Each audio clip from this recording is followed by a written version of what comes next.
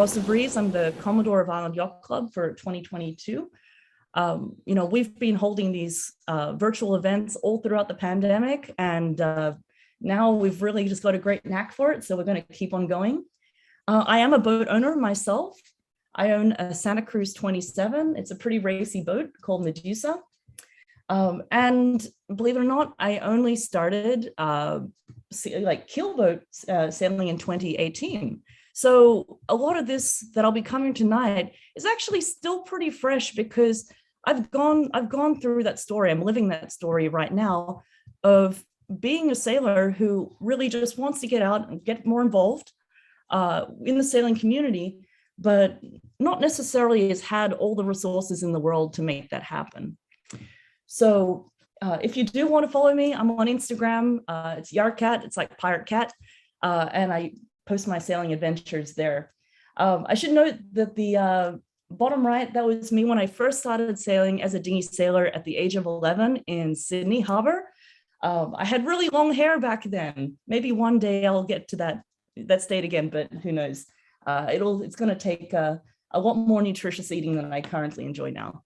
So let's keep moving. I think, honestly, people ask me, why am I so passionate about sailing?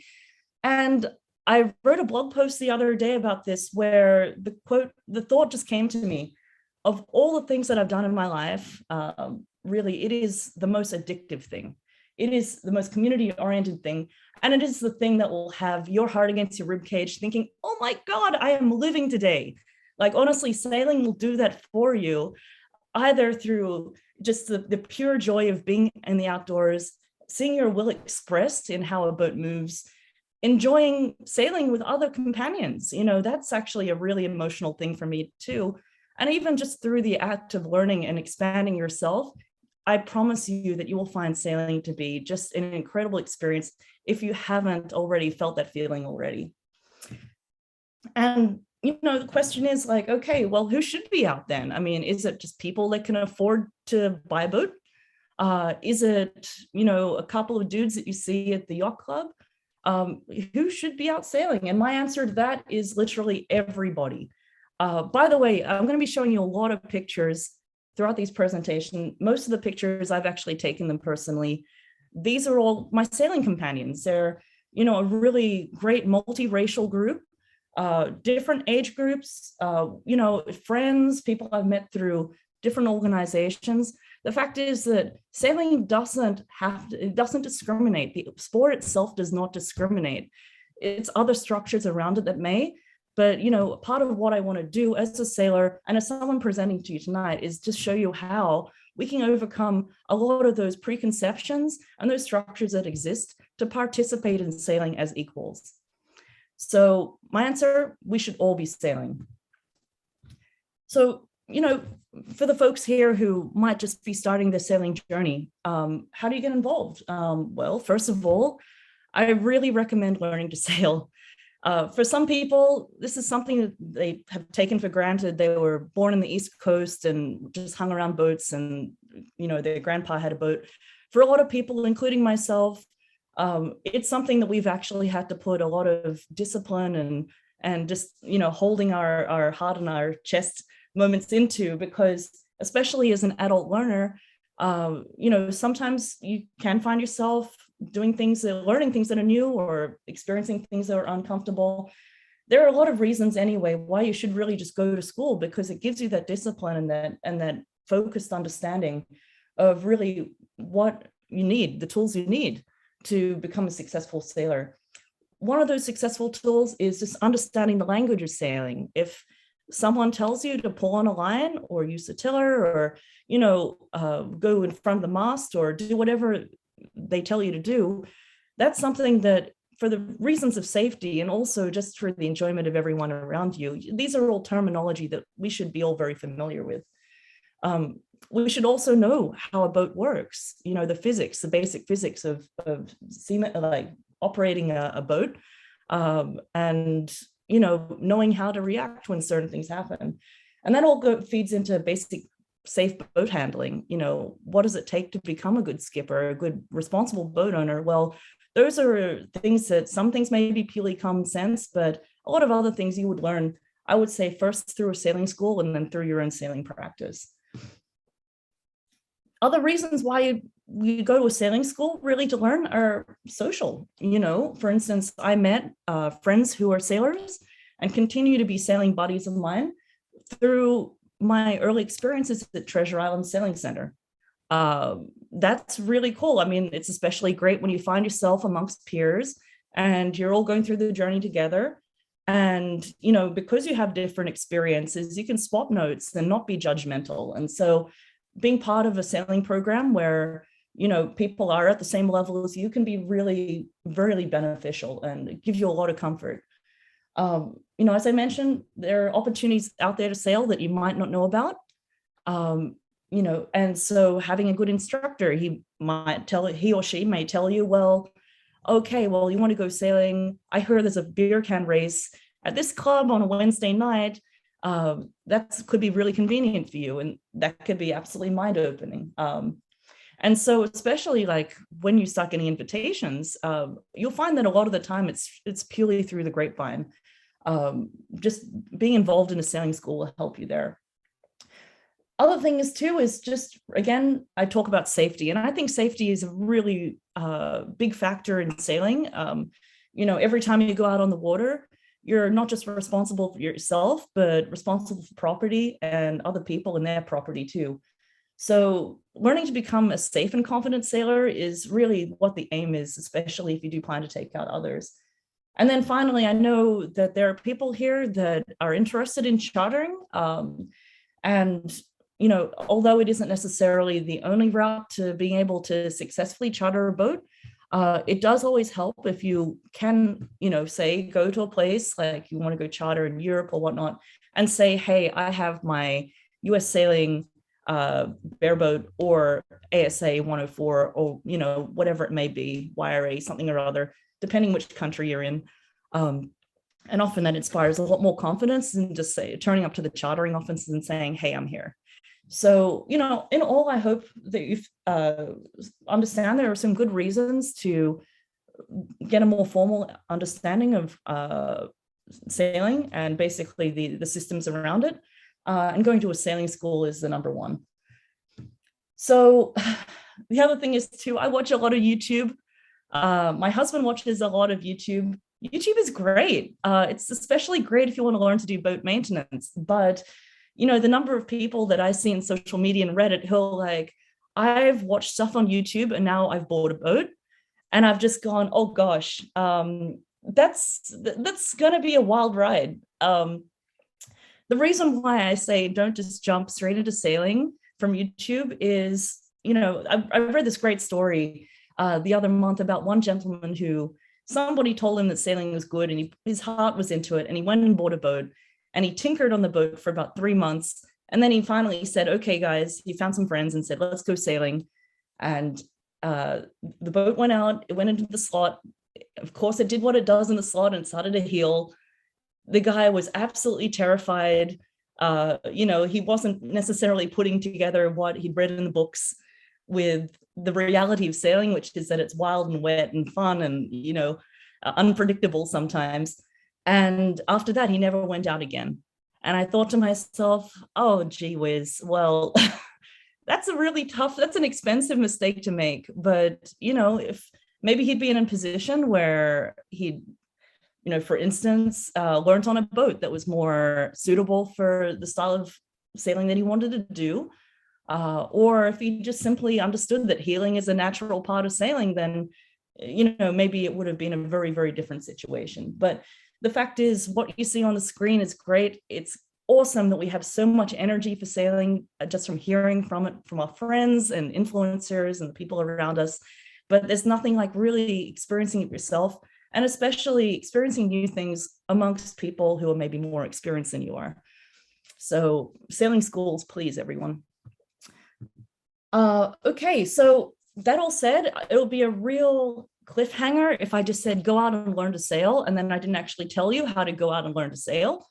So first of all, I do want to just mention that there are a lot of different schools out there, but in the spirit of this presentation, because we're talking in particular about accessible and affordable routes to sailing, I do want to highlight some of the community organizations out there that do provide sailing lessons.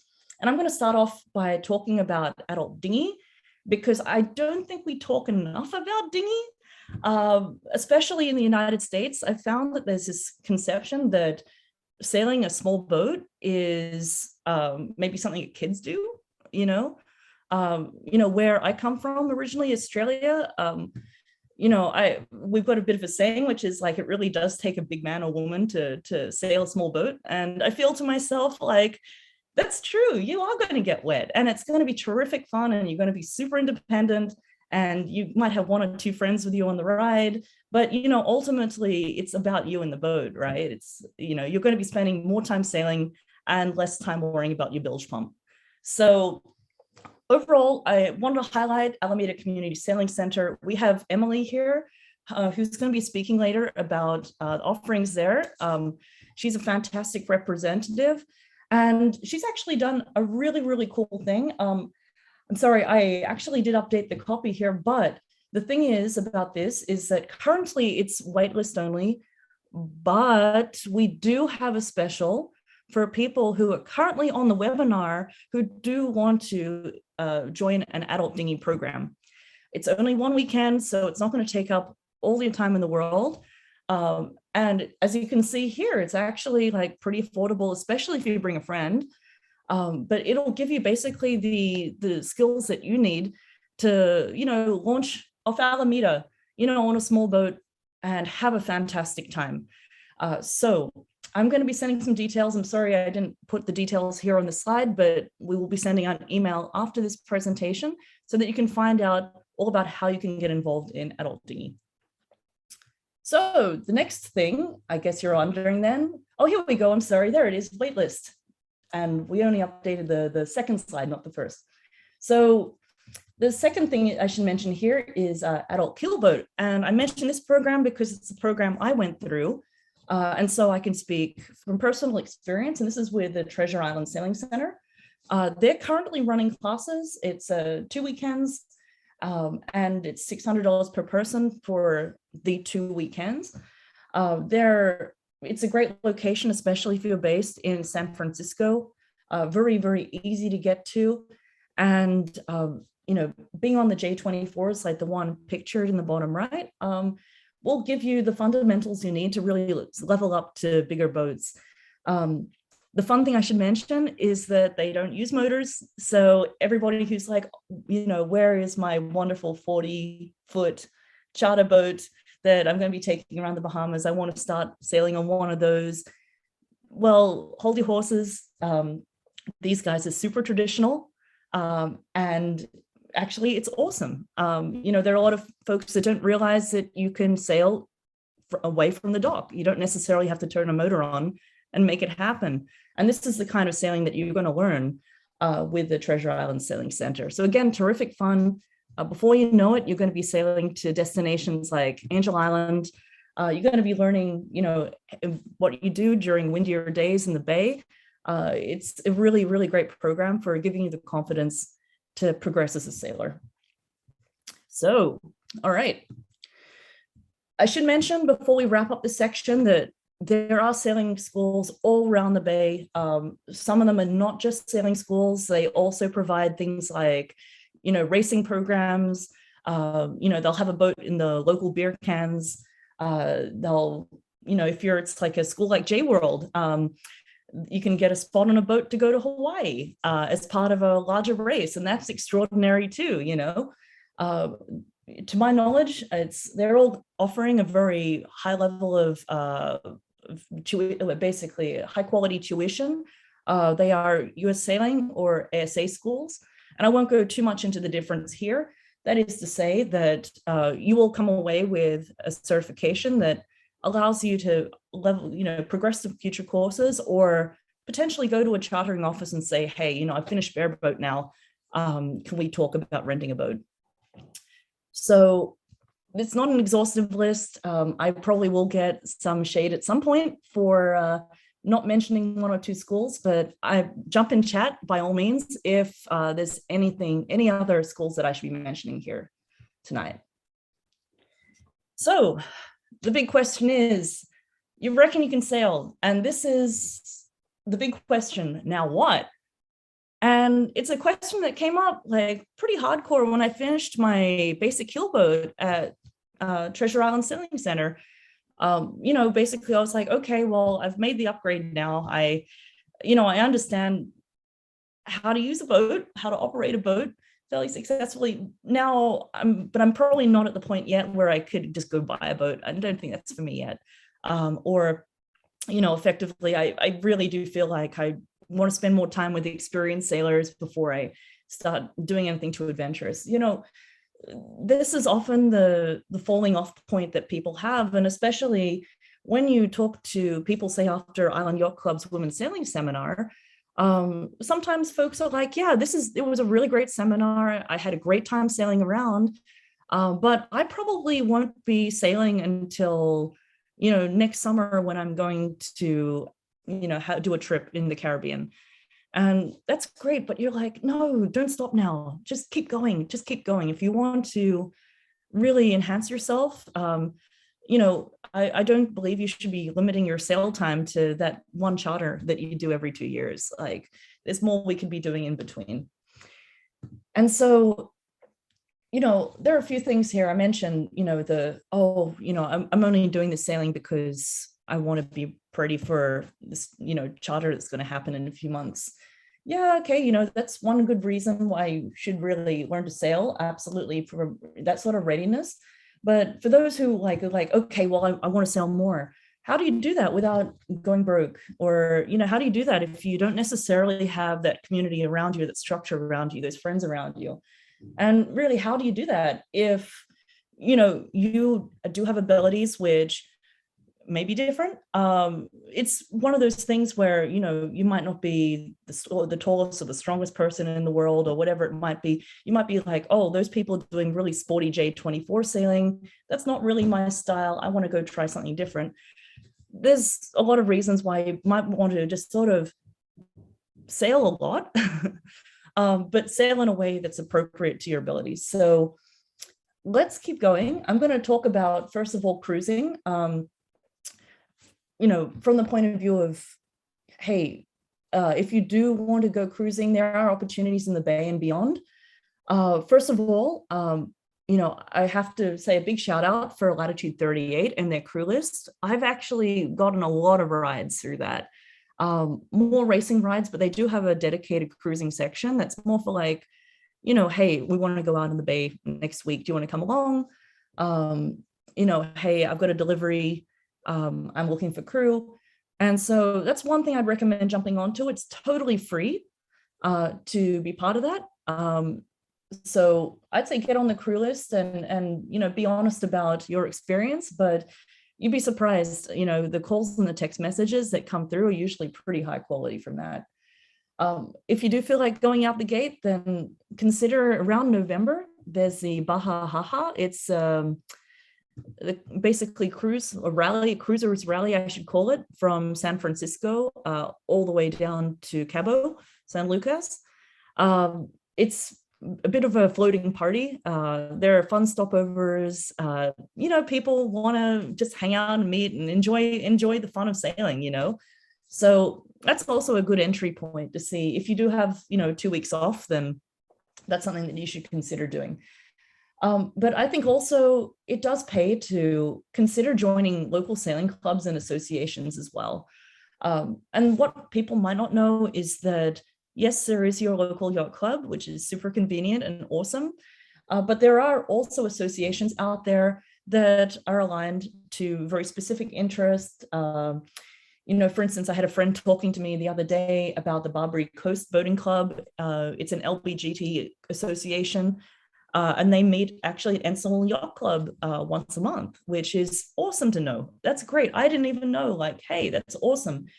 And, another one that I found out through PICYA, the Pacific Interclub Yachting Association. I know we have Patty, who's the current Commodore, on the line tonight from PICYA, is about the Ebony Boat Club. And that is actually a Black boating association based up in Stockton. And for me, that's super inspiring. I'm just like, wow, I didn't realize that there was, you know, a Black community of color around sailing and boating. So, you know, I would say don't just limit your outreach, I think, to, you know, the local yacht club down the street. There are clubs out there and associations that are often very, very affordable and cater to people that are just like you. So that's one thing to consider. The other thing is going hardcore into racing. I'm a racer personally, so I'm a little bit biased towards this.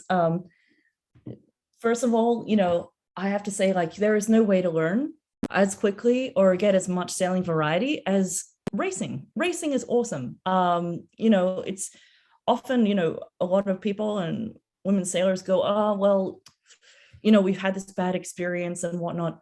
I do want to, you know, mention that, yes, there is a degree of pressure that comes with racing, but it is something where, especially if you do find a supportive environment, and they do exist, you know, for instance, here's an example of the crew I was with down in Mexico for MexORC last week.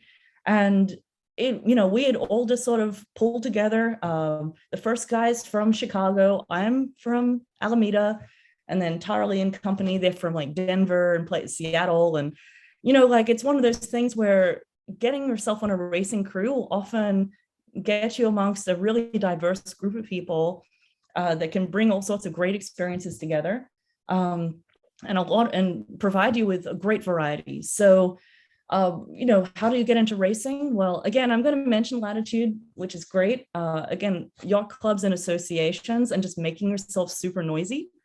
Also a great way to get onto crews. But the way that I got onto my original crew, I'm proud to say, is by going down to South Beach Yacht Club on a Friday night with a 6-pack of beer and walking the dock and going, hey, I am a new sailor. You know, I just finished basic keel boat.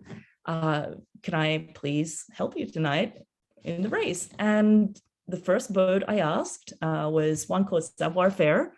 And they were incredibly gracious, and I actually ended up racing with them for 2 seasons. So, you know, it works. It simply works. I mean, it's one of those things where, yeah, you could always brace yourself for a little bit of rejection, but worst comes to worst, they're not going to kick you out of the yacht club bar for trying. So, you know, give it a shot. Richmond Yacht Club, Patty just mentioned, they have a really, really active racing program. You know, they have their Wednesday night races, definitely worth checking them out. Carrie here in chat has mentioned that racing makes you pay attention. Yes, it sure does. So get yourself down to the dogs. But that all said, here's the crux of the matter. You know, there's another path we can all take, and that is giving our time to helping the community and helping programs that are on the water, established, and often have a community of like-minded people already established for you. So let's get into it. I do want to talk about these opportunities that exist every day. You know, every day, actually, if you look especially on the Blue Water Foundation website, they're posting sales like 3 times a week, 4 times a week. They've really ramped up since, you know, we've ended the lockdowns, etc. Kids are back in school, so there's a lot of need to get people out there sailing and have skippers like you help out. So the best thing about it all is it really, really, really is helpful to the community, and we'll talk about some of these missions in just a moment. So I do want to introduce Cristina from Bay Area Association of Disabled Sailors, Jim Hancock here from Sailing Science Center, and we've got Emily here from Alameda Community Sailing Center, and then we've got Lee Stimmel from the Blue Water Foundation. So I think I'm not going to do it necessarily in this order. Oh, yes, we will, actually. We'll start with bads. Cristina, how are you doing? Good. Is my audio still working? Yes, your audio is perfect. Thank you. That's miraculous. Okay. Great. So I will do this in 5 minutes or less. So the Bay Area Association of Disabled Sailors is BADS. We sail out of South Beach Harbor, and we are happily hosted by South Beach Yacht Club.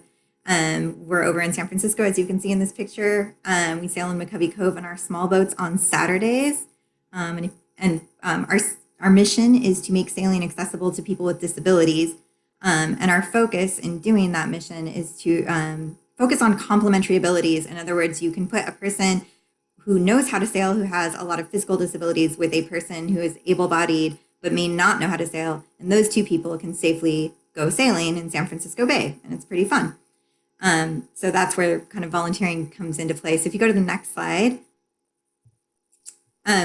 we have 3 programs. We have a keelboat program that sails on Sunday. I already mentioned the small boat program on Saturday. And we have also a racing program that doesn't usually involve quite as many volunteers, but it is there, and we always can use some regatta support when we go traveling. So that's an option as well.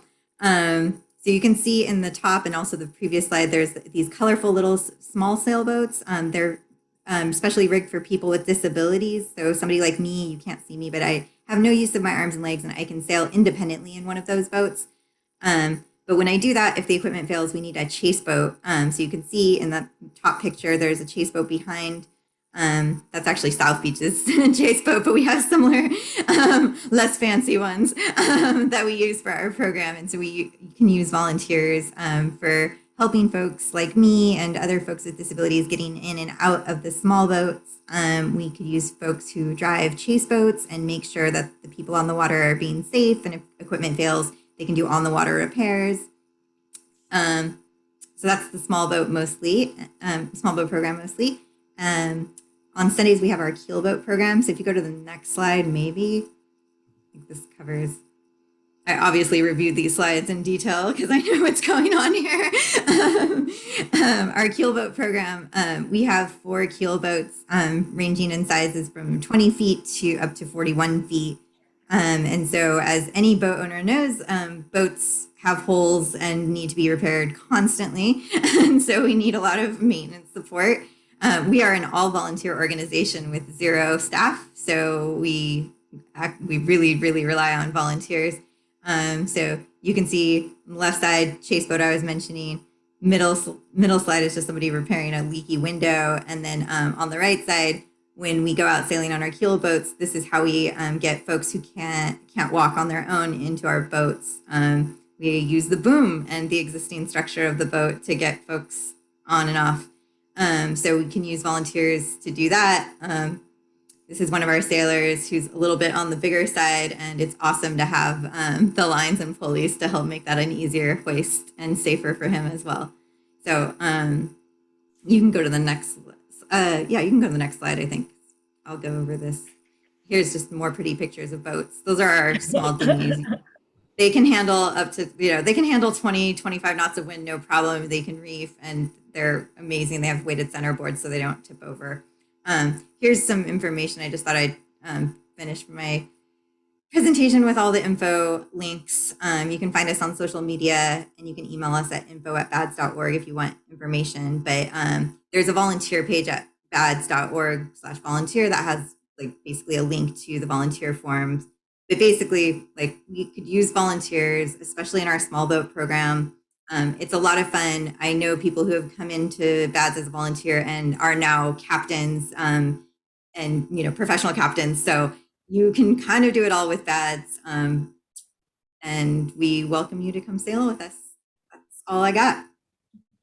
Thank you so much, Cristina. Yes, absolutely. And by the way, I will be sharing these links with you all after, so don't run away or run off to your browser anytime soon. We will absolutely get these links over to you so you can become a BADS volunteer. I should mention, Cristina, are you based strictly out of South Beach Yacht Club, or do you have other locations too? Excellent question. We're mostly based at South Beach. We're trying to start up Alameda as well. So we do have a Columbia 5.5 in Alameda. We haven't quite got that going yet, but it's possible. We could occasionally use maintenance support in Alameda. And as that marina gets more accessible, I envision that becoming more of a hub of activity for us. So more information to come. Hopefully we were expanding over to the East Bay, because that would be very cool. I agree. All right. So Jim, thank you so much for joining us. I'd love to hand the talking stick to you to tell us about the Sailing Science Center. I think I grabbed that talking stick in midair there. How's that? You sure Um, did. I love it. yeah, the talking stick. I like that. Is that an Aboriginal thing, maybe? Yeah. It's a good question. It could So, be an Australian thing, all right? yeah, I just have to. I've been having all these epiphanies today. The last one I'm not sure was so good. It was like an idea to have chocolate covered sardines. I'm not sure that's going to work. So we'll stick with the Sailing Science Center because that seems to be a pretty good idea. Yep. And just a moment of background on that. I come from a background of many years of sailing instruction and have long thought that there was an opportunity to do more cool things in the classroom. And that's what eventually turned into what is now the Sailing Science Center. We just had our 5-year birthday earlier this month. So what's the Sailing Science Center? Well, our mission is to inspire a passion for sailing and science through discovery and play. I studied naval architecture and marine engineering in college and have, done long distance cruising and the whole thing. So our values are about STEAM education. So that's science, technology, engineering, art, and math. And yes, there's art in it. Ocean stewardship and leadership. And these are the things that we consider to be sort of the pillars of our organization. And why those? Because we have a lot of big challenges to solve in the world, and those are the things that I think that we need, or some of the key things that we need to solve those. So next slide, if you will, Roz. Mm-hmm. And so what are we doing? So we have a vision to create 200 to 300 interactive science exhibits, all framed around sailing, and with those ultimately going into a historic airplane hangar on Treasure Island, right next to where the Treasure Island Sailing Center is. And we are pretty much always looking for volunteer. We are an all volunteer organization at this point. We do have some contractors. We do have some contract grant writers and a contract graphic artist, but about 30 to 35 team members, and with the exception of the 3 I just mentioned, are all volunteers. So we need volunteers, and our greatest need in this area is staffing exhibitions. So we're doing exhibitions right now. You saw on the last slide our trailer that we bought about 6 months ago. We're using that to take our exhibits around, and we're doing these mobile exhibitions at the rate of about 1 a month. Our limiting factor on that is how many volunteers we have. So we need basically explainers or docents to show up to describe, what these exhibits are. All right, next slide, if you will, Roz. Yes. And since this is a presentation called Pathways into Sailing, I did want to mention that we do offer that at the Sailing Science Center. Almost everybody at the Sailing Science Center is a sailor. That used to be true. There's a few people who aren't sailors that we're working on changing, not by getting rid of them, but by converting them. And so we have volunteers who have boats and who are happy to take us out sailing. And so for people who are volunteering, doing the exhibitions and other things, there are opportunities periodically to get on the water. Maybe, Roz, if I could just invoke your testimonial here, I think you can say it better than I can, and tell people what you told me a half an hour ago.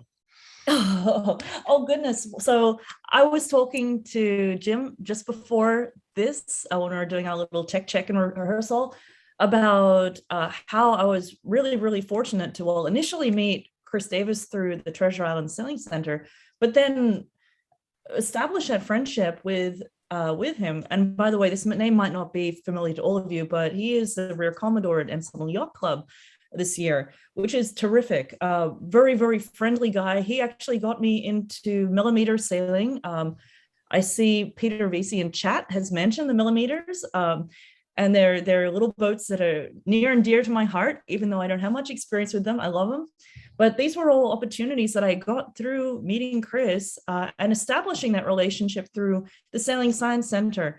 And so consequently, we got to catch up on the weekend. As Jim mentioned, we had the 5th birthday celebration. I was doing videography for that event. And lo and behold, there was Chris. We had a wonderful chat. And, it's one of those things where, like, he's manning an exhibit. I'm there as a volunteer. Just a terrific connection to make. So, I'm very, very grateful for the Sailing Science Center. I will also mention, too, that the sales have been great. I've never seen a person basically use a dock line in the same way as Jim has. Yes, correct. This was when we were over in Sausalito for that previous sale that we did together. And since then, we turned it into a bit of a parlor game in our house, just trying to dock the ship. But, what I've got to say is that overall, it's been a really fun volunteering experience. And on the land or sailing, I can really endorse you, Jim. Yeah, well, what Roz is referring to was throwing a dock line onto a cleat and making a cleat hitch from 6 feet away. Something that I'll never master, but I'll try. Yeah, it's my favorite part. So that gets into the human factors. All right, so that's it. And then at the end, maybe we'll have some questions, but that's what the Sailing Science Centers. You can connect with us at sailingscience.org. If you want, there's a volunteers page. So sailingscience.org/volunteers, but just go to the website, poke around. There's 3 different places where you can submit things, or just info@sailingsciencecenter.org. We'll get that as well. That's fabulous. And yes, I will be sharing this after as well with everybody here. We do have some questions during the panel, but I'm going to save them for the end. I want to make sure that Emily definitely says her piece because, she's been very, very generous, offering everyone here a spot on the Dinghy program. And also, I love volunteering for ACSC. Take it away, Emily. Thanks. So ACSC is Alameda Community Sailing Center. We are about 10 years old. And we're located on the bay side of Alameda, so near the Encinal boat ramp, not to be confused with Encinal Yacht Club on the estuary. That happens a lot during drop-off with the kids. But anyhow, we started off as basically just a summer camp for kids. And over the years, a lot of the parents started wondering, well, how can I get to learn to sail? And can I do a class here? So we started adult classes, and then people were wondering, why can't we do this all year long? So now we're a bit more of an almost year-round program for children and adults. We do summer camp still, but also spring and fall sailing clubs and adult learn to sail weekends at least once a month from spring through fall. All right, next slide, please. So let's see. We have kind of been forming our values over the past 10 years, and we decided we don't really want to do a lot of competitive stuff. There's a lot of competitive sailing opportunities around here. So we are all about breaking down the barriers to sailing, whether they're financial barriers or otherwise. So our values are building community, fostering inclusiveness, protecting the environment, encouraging adventure, all while having fun. And the goal to have fun is all the way from, the kid campers to the instructors, the board members, the volunteers, everybody. Let's see the pictures that we've got here. You can see we've got some youth programs and some adult programs. And those bright neon green sails are the RS FIVA sailboats, and those came to us from US Sailing. A few years ago, we became a US Sailing Seabull Sailors program. So that's a community sailing project from US Sailing to also get more people into sailing who are from non-traditional sailing backgrounds. Okay, next. And so, how do volunteers give back to the community? Well, we're a mostly volunteer run organization. I'm the only year round staff member at ACSC. And then we have seasonal instructors, but a lot of our teaching staff are volunteers. And then, of course, we're run by a board of directors. And we have a whole bunch of committees that we always need help on. So, like Roz helps us out with our marketing, and we have people who are not necessarily board members, but they help us out with the programs committees, facilities. So, people who know how to do fiberglass repair or something as simple as painting our picnic tables. We need helpers on the finance committee, diversity inclusion. So there's a lot of ways to get involved as a volunteer behind the scenes, and also in the boatyard itself. Our goal for this year is actually to improve our volunteer engagement and make it a little bit easier to get involved as a volunteer. And we're starting that off with a couple volunteer days coming up this weekend, which if anyone's interested, you can RSVP for that online. It's going to be some picnic table painting, weed pulling, and container painting. But, hey, getting your foot in the door to eventually get to do some dinghy sailing. So there's the link down there to sign up online. You can either sign up to volunteer just in general, like for the committees or other projects, or you could also sign up for that volunteer weekend. And wanted to mention a couple other things. Oh, yes. So as Roz mentioned, the exclusive offer for all of you, the webinar viewers, is that we have adult learn to sail classes each month, but right now, April, May, and June are all booked with wait lists, but we're going to be adding a few to the calendar, and only the webinar viewers are going to get the link to register for that first. And then in a few weeks, it will go live to the general public.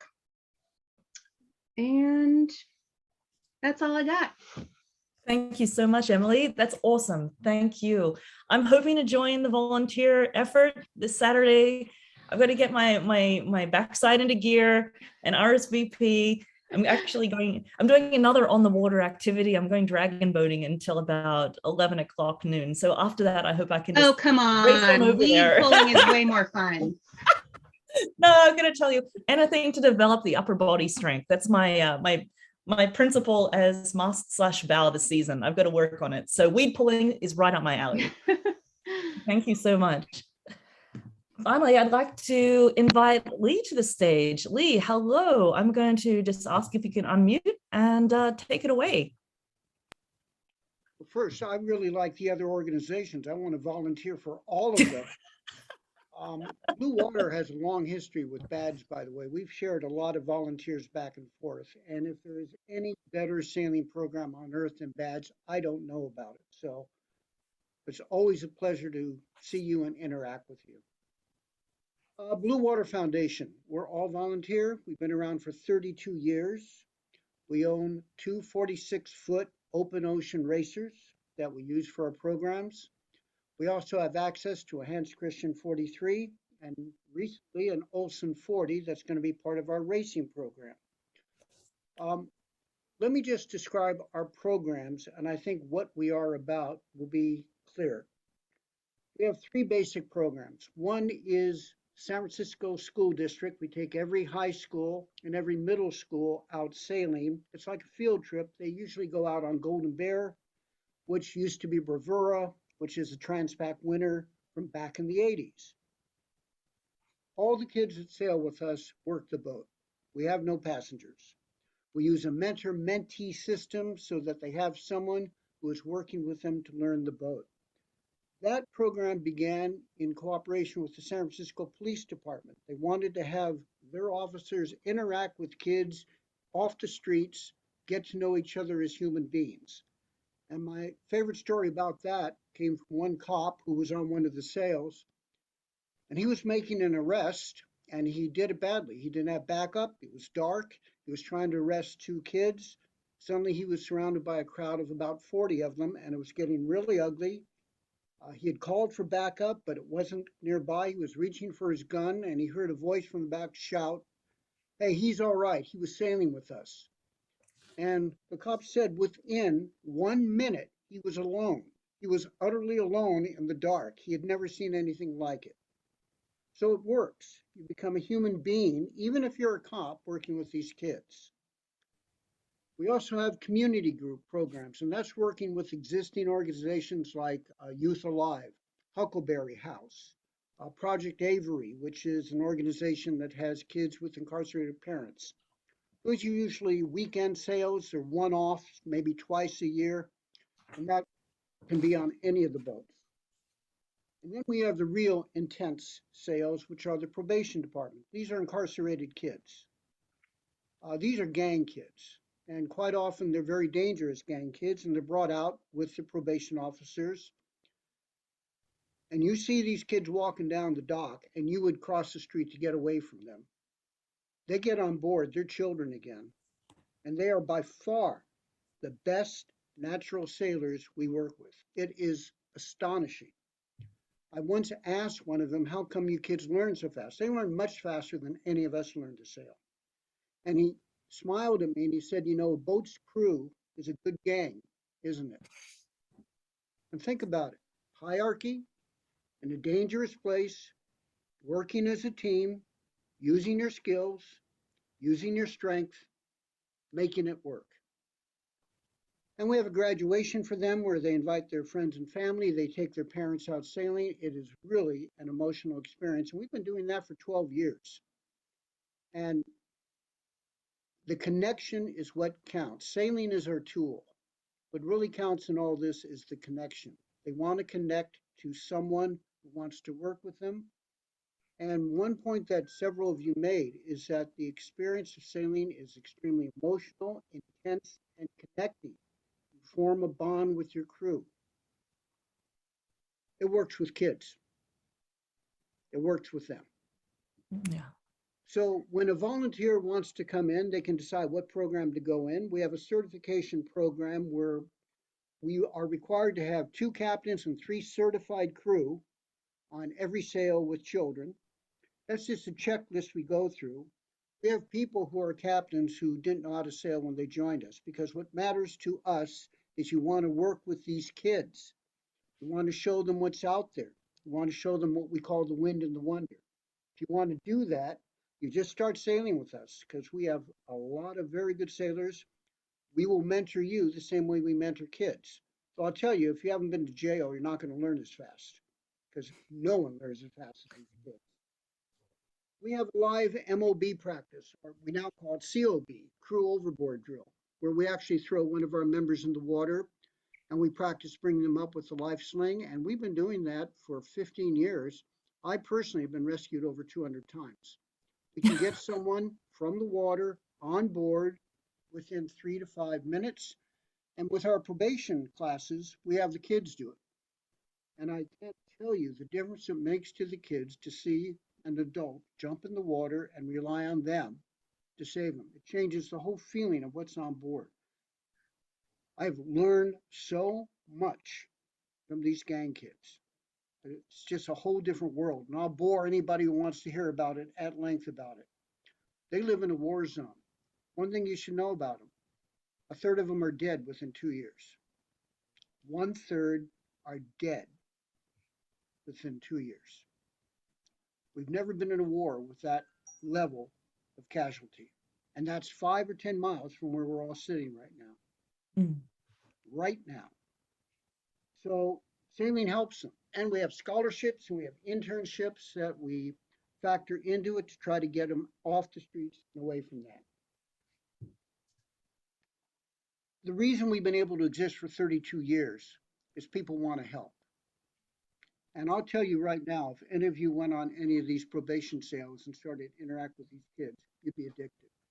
You'd want to do more. Once you see their face, that they're assigned a mentor on that first class.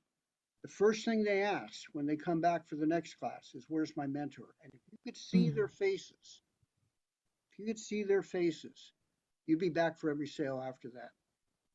So I don't really know where we fit into all of this, except to say if you start working with Blue Water, you will stay working with Blue Water. We've had people that have been members for 30 years now. There are Yeah. videos on our website, including one that was made by one of our volunteers who is a movie maker, and interviewing some of these kids. So if you want to see what they're about and why I'm so enthused about them, go look at the video. They talk much better than I can. Thank you very much, Lee. That is amazing. And as you can see here, bluewaterfoundation.org is the address to go to see that video and find out about the mission. I have to mention that I've been roped back into Blue Water Foundation. Mr. Andrew Zimmerman has asked me to come back to help with the racing program on Divine Wind, his Olsen 40. So we're going to be seeing a lot more of each other, Lee. I was previously on Golden Bear. When I was living in San Francisco, I thought to myself, oh, I can't do much now, once they made the move to Alameda, but it sounds like for the sake of racing, you might get me back city side. Thank you so much. All right. All right. So in the interest of time, I am going to just quickly skim through some of the other groups that I would have loved to have on board. Hopefully we're going to have a chat with these groups at a later date.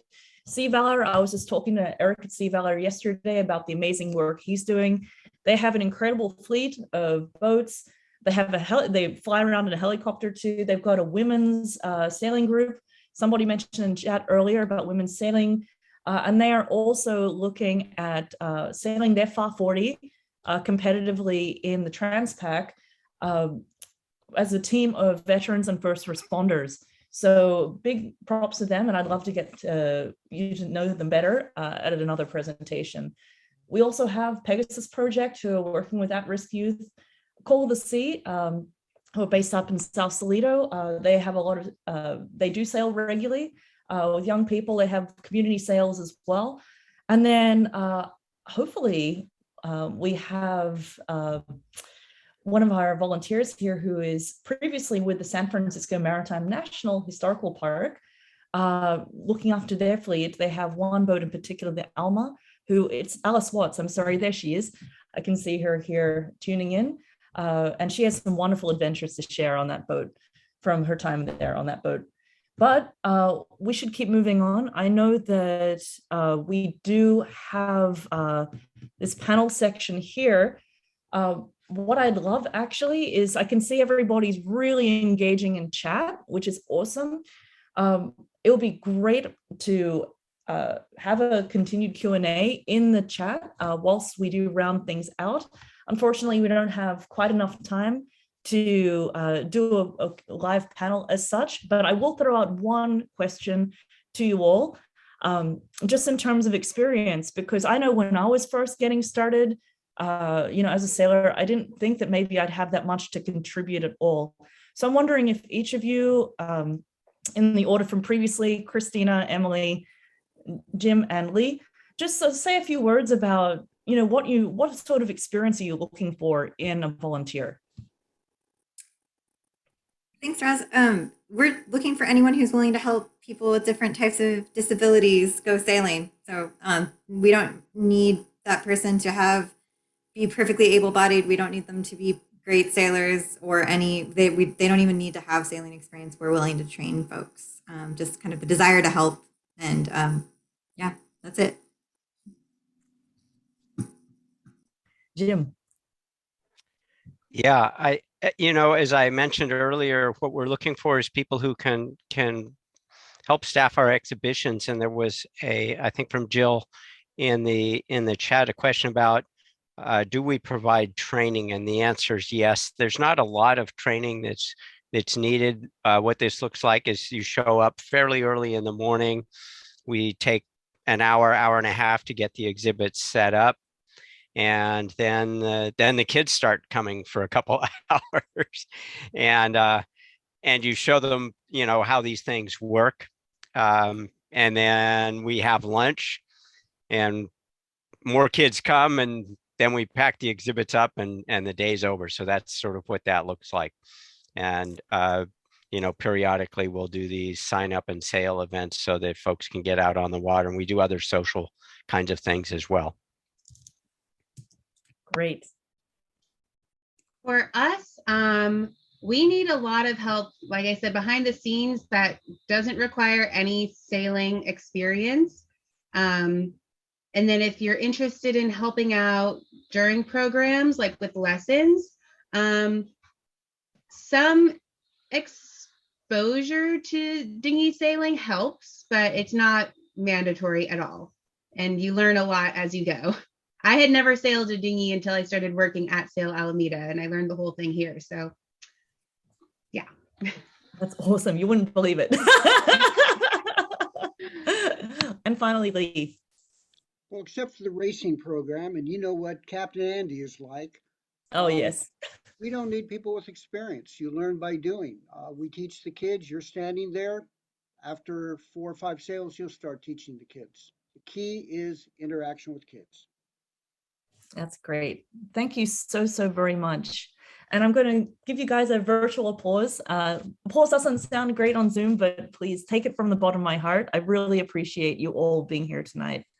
So I just want to wrap up the final minute by saying, look, guys, let's all go sailing, dudes. We've got the opportunity out there to just get out on the water, join a great organization, meet like-minded people, and really capture that energy that you could only get by being on a boat.